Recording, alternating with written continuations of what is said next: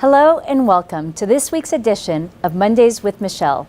I'm Michelle Sutter, Vice President of North America Sales for Holland America Line. And today I have a very special guest with me, Arnold Donald, our President and Chief Executive Officer of Carnival Corporation and PLC.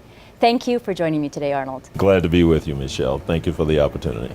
So I recently heard you say that the light at the end of the tunnel is no longer an oncoming train. From your perspective, what does the outlook look like for Carnival Corporation and the cruise industry? Well, first of all, if you allow me, I don't quite think that was my quote. I always said we always knew there was a light at the end of the tunnel. We just didn't know how long the tunnel was. And now that tunnel has gotten a lot shorter because here we are in Seattle for this interview.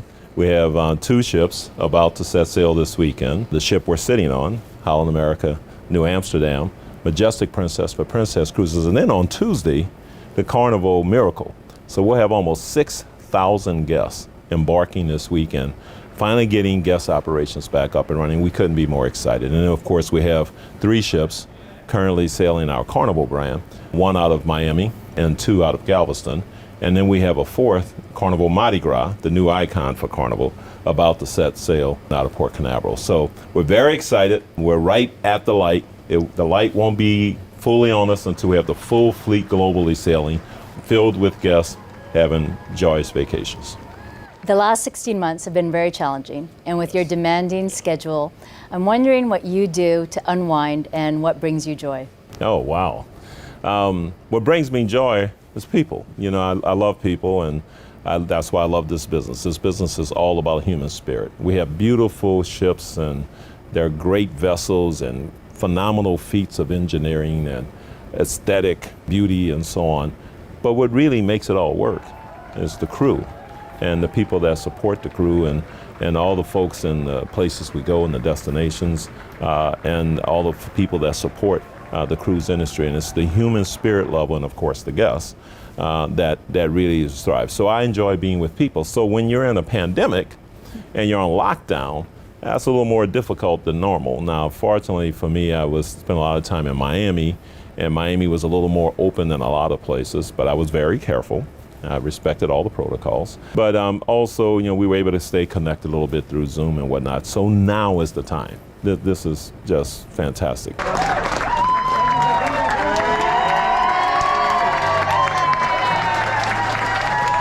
You know, you guys are applauding. I know it's not just for me, it's for the thrill of being back at work and you're ready to just bring joyous vacation experiences to everyone. And I want you to know that in my heart, I am applauding you like crazy because you have made everything possible.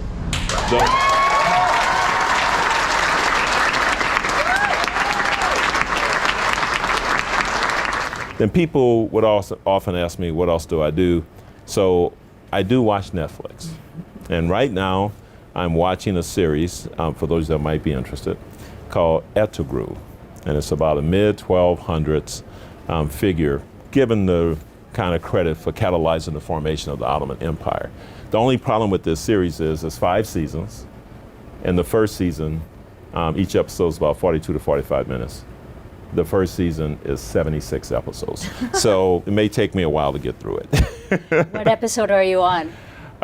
71.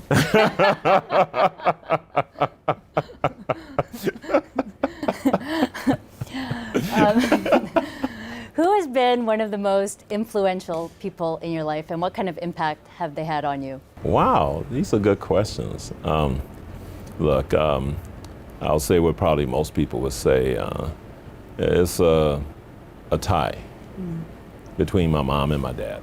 And so they were hardworking people. They grew up in rural Louisiana. My dad grew up at a time when, you know, segregation was, you know, really the state of affairs. I mean, he was born in 1914.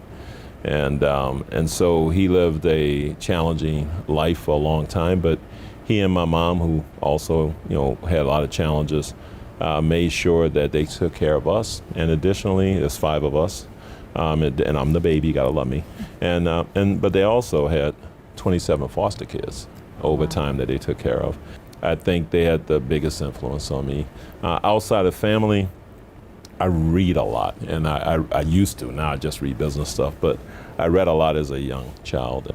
And so historical figures or other people's interpretations of those historical figures had a big influence on me. You know, people like Frederick Douglass or Booker T. Washington, but also people like John F. Kennedy and Robert Kennedy and so on. So those were big influences in my life. So you said you read a lot. What would be your top 3 book recommendations on leadership? On leadership. I don't read a lot on leadership. You know, I had a old, kind of standby mantra I would say is, if you can read it in a book, it's probably too late already. That it's moved on. And my biggest example of that was Dress for Success. Now, you're too young to know about this book, but back in the 1980s, there was a book that came out called Dress for Success, and it told you how to dress to be successful in any industry and so on.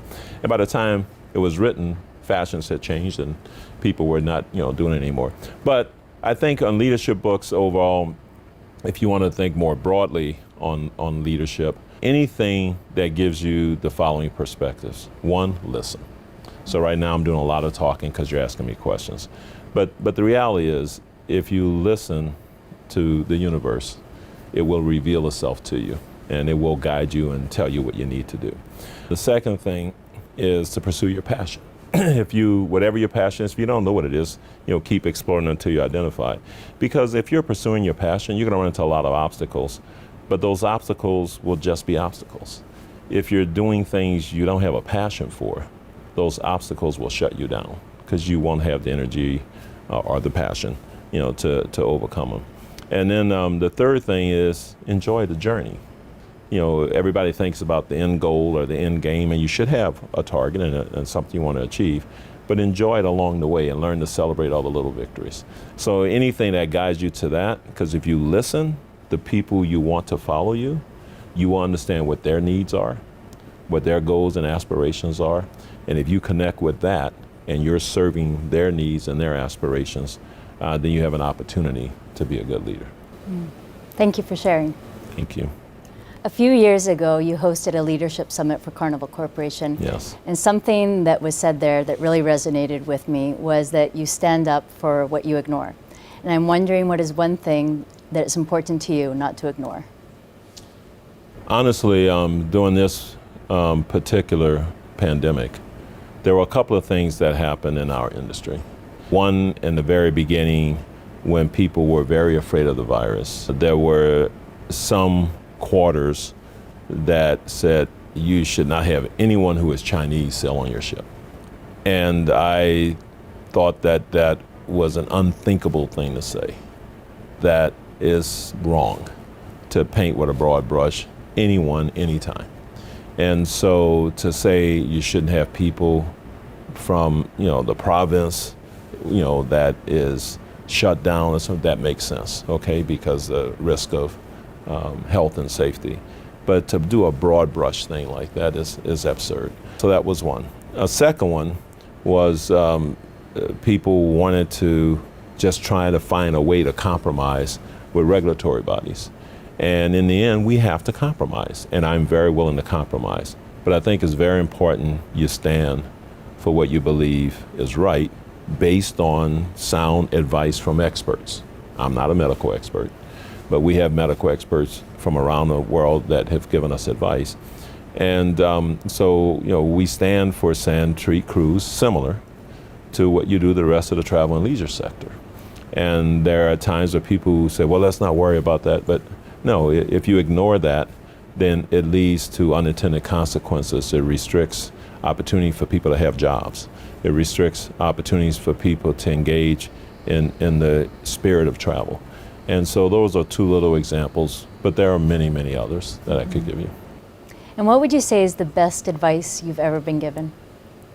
The best advice I was ever given, I guess, is the listen advice. It came at a very early age where my mom and dad said, you better listen or, but it also came later in more professional environments where they said, look, even the person that you think has the least, you're going to get the least support from, who least has your best interests at heart, If you meet with that person and genuinely try to understand what is it that's triggering those feelings in that person about you, you can learn from that.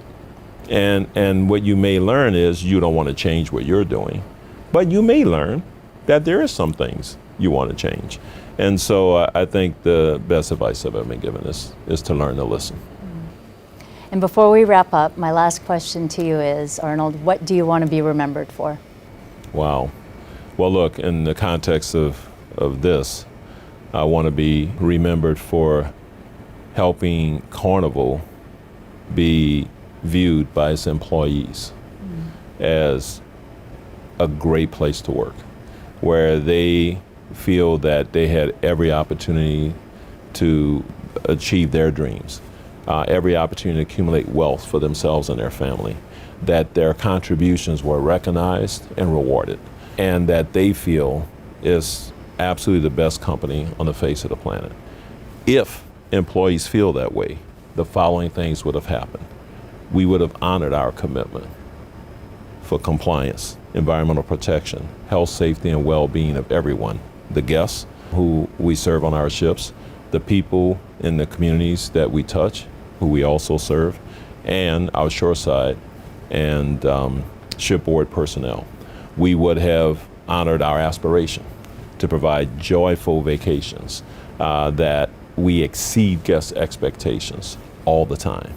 We would have honored our commitment to deliver extraordinary shareholder returns and to be a tremendous global corporate citizen, elevating the standards of social justice and contributing in a broader way to the world at large, including sustainability and addressing the challenges of climate change, et cetera. Because if our employees feel that way about our company, all those things would be accomplished. And if I, in some small way, have contributed to that, then I feel like I've accomplished something. And on a personal level, that my grandkids love me. That's beautiful. Thank you. Thank you for all that you do for us, the corporation, and the industry. And thank you for joining me today for Mondays with Michelle. And thank you all for joining us. And we'll see you next week. Thank you, everybody. Thank you. you, Michelle. Thank you.